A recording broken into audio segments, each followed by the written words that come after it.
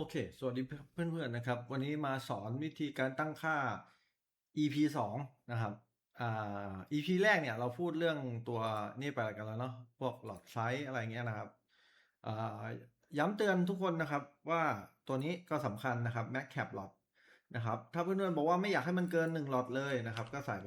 1.0นะครับหรือไม่อยากให้มันเกิน10หลอดเลยก็ใส่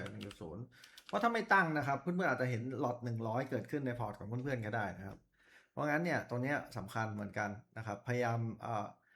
เอาไปลองใช้ดูก่อนนะครับผมเตือนมาแล้วนะครับเพราะว่าอย่างผมเห็นบางคนใช้เงินทุนเยอะเพราะกะว่าจะรอดแต่ไม่ได้ตั้ง Max Cap หลอด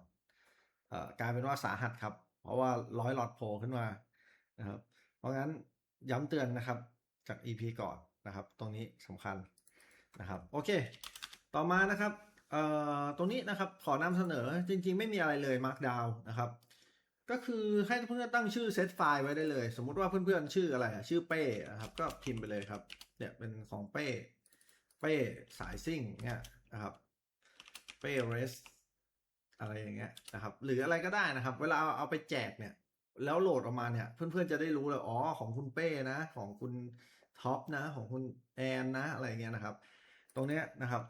เหมือนไม่มีอะไรแต่ว่ามีนะครับก็อย่าลืมเอาไปตั้งชื่อกันด้วยนะครับ โอเคเข้าเรื่องกันเลยนะครับต่อมานะครับEP 2เนี่ยนะครับก็จะพูดเรื่องที่สำคัญนะครับในการเทรดนะครับ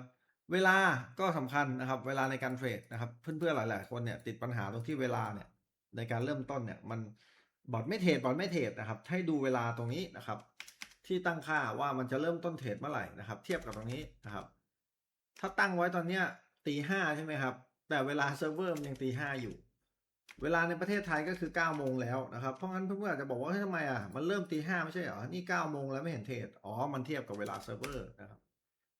นะเพราะงั้นเนี่ยมันก็ยังไม่เทรดนะครับเหลือครึ่งชั่วโมงถึงจะเทรดนะครับหรือง่ายๆคือตั้ง05ก็คือเทรดตอน10โมงนะครับพูดง่ายกว่านั้นอีกก็คือเอ่อให้ตั้งตรงเนี้ยลบจากเวลาปัจจุบันของเราไปอย่างตอนนี้เวลา9โมงใช่ไหมครับถ้าเราอยากจะเทรดเราก็เอา9โมงลบ5ไปเลยลบ5ชั่วโมงไปเลยเราก็จะได้430นะครับอะไรอย่างนี้แล้วก็เอามากรอกตรงนี้นะครับมาอันที่สำคัญกันเนาะนะครับก็กริดเทรดดิ้งนะครับ EA ตัวนี้เป็น EA grid นะครับเพราะงั้นเนี่ยgrid ฟังก์ชันที่จึงสำคัญนะครับวันนี้เรามาพูดเรื่อง grid กันดีกว่านะครับ grid เนี่ยอย่างที่บอกครับว่ามันจะไปอิงกับหลอดตัวเมื่อกี้นะครับของ EP แรกนะครับตรงนี้สำคัญมากๆเหมือนกันนะครับเปิดใช้หรือไม่เปิดใช้ถ้าไม่เปิดใช้มันก็จะเทรดแค่ไม้เดียวนะครับแต่ไม้เดียวก็จะลอยเคว้งในอากาศนะครับเวลาผิดทางเพราะงั้นเพื่อนๆตั้งให้มันเหมาะนะครับสมมติเพื่อนๆบอกว่าไม่ใช้กิจก็ตั้ง false แต่ถ้าใช้ก็ตั้ง true ใช้เนี่ยมันมีคำถามตามมาอีกว่าเอาแล้วใช้กี่ไม้นะครับตรงเนี้ยก็สำคัญนะครับใช้กี่ไม้นะครับในโพซิชันตรงนี้นะครับจะเทรดกี่ไม้ถ้าเพื่อนๆบอกว่าโอ้โหเทรด15ไม้เนี่ยก็เยอะแล้วก็ใส่15ไปถ้าใส่0มันจะเทรดไม่จำกัดเลยนะครับจะเทรดได้เป็น100ไม้เลยนะครับแต่ถ้าใส่15ก็จะจำกัดไปที่15นะครับซึ่งจำกัดไว้ดีกว่าไม่จำกัดแน่นอนนะครับต่อมานะครับผมย้ายตัวนี้ลงมาแล้วเนาะไอตัวคูลดาวน์ระหว่างนาทีนะครับถ้าใส่ศูนย์ก็คือไม่มีคูลดาวน์เลยผิดทางครบระยะเพื่อเปิดออเดอร์ได้เลยนะครับคูลดาวน์ระหว่างนาทีผมทำมาให้2แบบแรกก็คือเป็นแบบนาทีแบบที่2ก็คือเอ่อเป็นแท่งเทียนสมมติเพื่อนๆบอกว่าให้เทรดทุกๆในไทม์เฟรมทุกๆแท่ง M5 นะครับก็มาปรับตรงนี้ได้แล้วก็ปรับเป็นอะไร M5 M15 H1 แล้วแต่เพื่อนๆเลยนะหรือ M1 ก็ได้หรือจะไม่ใช้ก็ได้นะครับปรับตรงนี้นะครับค่าเดิมคือไม่ได้ใช้มานะครับต่อมานะครับก็คือตรงนี้นะครับเพิ่มมาให้ก็คือหยุดกิจเมื่อราคาผันผวนเกินนะครับไอ้ตรงเนี้ยนะครับจะบอกว่าไงดีบางทีเวลามันผิดทางมาเยอะๆนะครับถ้าหยุดไว้ก็คงดีกว่าใช่ไหมครับก็ตั้งตรงนี้เป็น true ได้นะครับซึ่งมันต้องผันผวนมากๆนะครับแต่การผันผวนมากๆเนี่ยมันอาจจะช่วยให้เราลดดอดาวได้ประมาณหนึ่งนะครับแต่มันอาจจะทำให้เราแก้ออเดอร์ได้ยากขึ้นหรือเปล่าไม่รู้ไปลองตั้งดูนะครับผมปิดไว้ก่อนนะครับเพราะว่าใช้ไม่ใช้ให้เพื่อนๆไปตัดสินใจลองเปิดลองเล่นดูนะครับ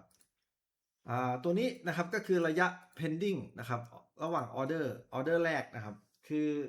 บางคนเอาไปใช้กับทองคำนะบางคนเอาไปใช้กับ EU บางคนไปใช้กับบิตคอยนะครับ ตรงเนี้ยตั้งให้มันสัมพันธ์กันนะครับ ว่าควรจะเป็นเท่าไหร่ ค่าเดิม100เนี่ยทองคำกำลังดีนะครับ แต่ถ้าเป็นคู่เงินนะครับ อาจจะเป็นสัก25ไหมนะครับ ลดลงมาหน่อยไหมหรือถ้าเป็นบิตคอยนะครับ อาจจะเป็นสัก1,000ไหมนะครับ เพิ่มขึ้นไปหน่อยไหมอะไรอย่างเงี้ยนะครับแล้วมันก็จะช่วยได้นะครับเอ่อหลักๆกิจก็มีแค่นี้นะครับนะก็ประมาณนี้ ก็ยังไม่ยาวมากเท่าไหร่เนาะแล้วก็มาเรื่อง ATR กันอีกนิดนึงดีกว่านะครับ เพราะว่ายังเหลือเวลาอีกนะครับ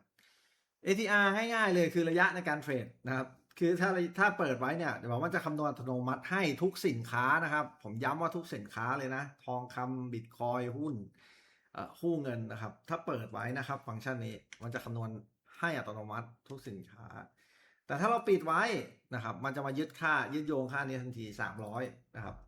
ทุกๆ300จุดนะครับถึงจะเทรดนะครับบิตคอย300จุดเนี่ยบางทีได้เป็น10-20ไม้เลยนะครับเพราะงั้นเนี่ยถ้าปิดตรงนี้ก็ต้องตั้งตรงนี้ให้สัมพันธ์กันด้วยนะครับตรงเนี้ยหลายๆคนบอกว่าสายซิ่งใช่ไหมฮะเทรดทุกๆ200จุดก็ทำได้นะครับแล้วแต่ว่ามันก็ต้องรับความเสี่ยงกันเองเนาะยิ่งเทรดถี่ขึ้นนะครับโอกาสผิดทางยิ่งสูงขึ้นมันก็ยิ่งทำให้เราสามารถที่จะขาดทุนแล้วก็พอร์ตแตกได้นะครับ ตรงนี้นะครับก็จะเป็นฟังก์ชันในการหยุดกิจเมื่อเจอแท่งยาวๆนะครับเพื่อนๆหลายๆคนเนี่ยถามว่าเจอแท่งอย่างเงี้ยให้มันหยุดได้ไหมคำตอบคือได้นะครับมาตั้งตรงนี้ได้นะครับหยุดกิจเมื่อเจอแท่งยาวๆคำถามคือยาวแค่ไหนนะครับเอามัลติพายคูณไปนะครับถ้าบอกว่ายาวบอกนิดเดียวก็หยุดแล้วก็ใส่1ก็ได้นะครับนะก็คลิปนี้ก็สั้นๆแล้วกันรวบระหว่างกิจตรงนี้นะครับกับระยะในการเทรดนะครับซึ่ง2อันเนี้ยสัมพันธ์กันนะครับมีความสัมพันธ์กันสูงมาก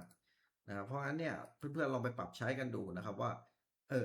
แบบไหนจะดีส่วนอันไหนที่ผมมองข้ามไปหรืออะไรไปนะครับผมมองว่ามันก็ดีอยู่แล้วนะครับไม่ต้องอธิบายเพิ่มสามารถไปปรับแต่งได้นะครับปรับแต่งตามสไตล์เพื่อนเลยนะครับหาค่าที่ชอบได้เลยนะครับอาจจะไม่ได้ละเอียดมากนะเพราะว่าอย่างที่บอกคือแค่ฟังก์ชันแต่ละฟังก์ชันเนี่ยมันก็กินเวลานานมากนะครับเดี๋ยวไว้ละเอียดเดี๋ยวว่ากันอีกทีนะครับโอเคนะครับสวัสดีครับ